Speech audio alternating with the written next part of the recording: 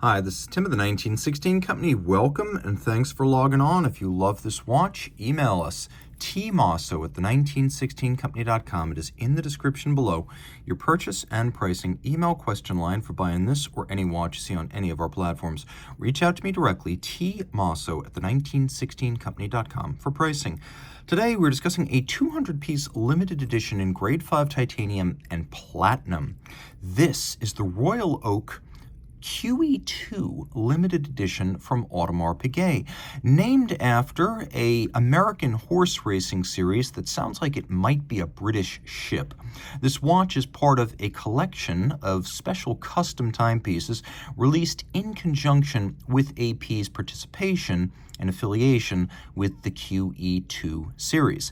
So what you're looking at here came out in 2017. It technically has its own reference. While it's part of the 15400 generation, this is the 15403IP, indicating the presence of both platinum and titanium. Taking a quick look, we're going to throw it on my wrist. I'll give you a sense of its size. It's 41 millimeters in diameter, it's 9.9 millimeters thick, and there's two ways to measure the case. If we're talking just the case, it is 51.5 millimeters, and then if we measure these plots, these intermediate links outboard, the total rigid distance across the wrist is a beefier 53.6 millimeters. So on my wrist, which is 16 centimeters in circumference, you can see it wears large. I always say that Royal Oaks and offshores, especially on integrated bracelets, always wear a size or two larger than their rated size. So I would say you need to compare this to a 43 millimeter round watch. I think it wears fine on my wrist, no issues here. I think if your wrist is particularly flat across the top and oval, you can probably wear this on a 15 centimeter circumference wrist. And over the top, always exaggerating the width of the watch. This is the definitive shot. The cuff shot, revealing this will slide easily underneath the cuff of any kind. Platinum and titanium, it's a specialty at Audemars Piguet. And you can see that the materials are finished distinctively. So unlike the conventional satinated Royal Oak rounded octagonal bezel, this one is entirely polished. It is platinum. You can also see that the plots, or the intermediate links, they are polished. They are platinum. Everything else is grade 5 tie, which is very light, but it's somewhat mitigated by the presence of all the heavy metal. So I would say in the hand, it feels like a standard steel Royal Oak 41.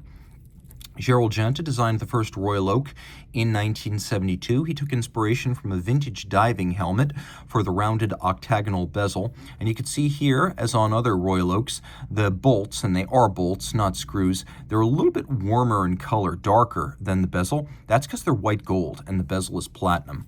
Now taking a look at the integration of the case into the lugs into the bracelet, Genta always envisioned himself as a jewelry designer first and foremost. So he wanted to create a watch that was effectively a bracelet for men that just happened to have a timepiece attached. And that is how it reads. The finishing is what you pay for on a Royal Oak, and I mean the finishing of the case, the bracelet, and the clasp. You could see why these take between 9 and 11 hours to finish. All of these tiny facets perfectly executed, polish and satin, little channels between the primary links, polish on the end faces of the plots where you can almost not even see them until you roll them past the eye. Now the other thing that's a little bit unusual here is that we have a bracelet of a construction method that is uncommon, as every single link is removable. Now this is because it is a titanium bracelet with platinum intermediates, so you can see all of these little pegs fix the links in place. Normally on a Royal Oak bracelet, you have a few removable links that are fixed by screws. Here, the system requires a block and a punch to size, but you have more adjustability because every single link can be taken out. The clasp is fairly robust. You can see thick gauge. It is a combination of satination and media blast internally. It is a sequential close double fold and twin trigger release, so it's not going to pop open if you press just one. You have to press both to release it.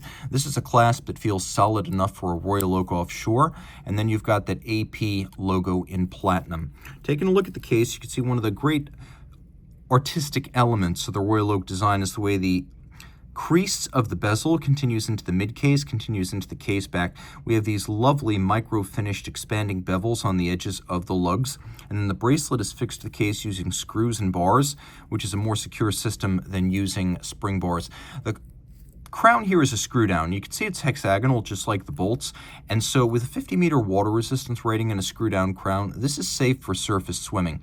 Now there are 3 different tapisserie designs at Audemars Piguet. Each one is a hobnail dial, but there's the petite, which is tiny hobnails. There is the grande, which you have right here, and then there is the mega. Now the petite and the grande are both pantograph cut. The mega is stamped.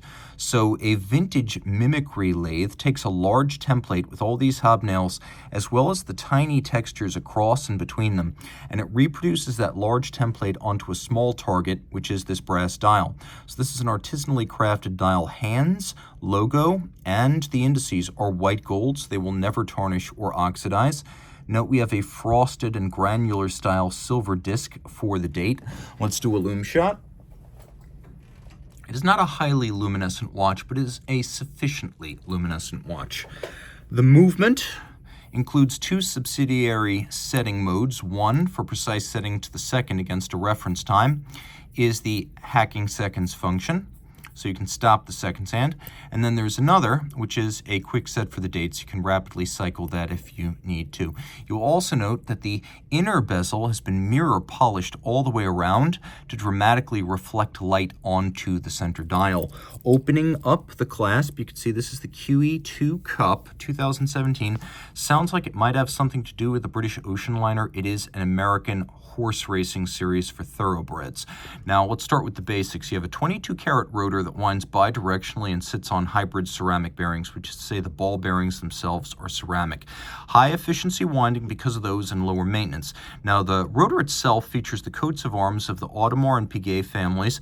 To remind you that Audemars Piguet is the oldest Swiss watchmaker, continuously owned and run by founding family members.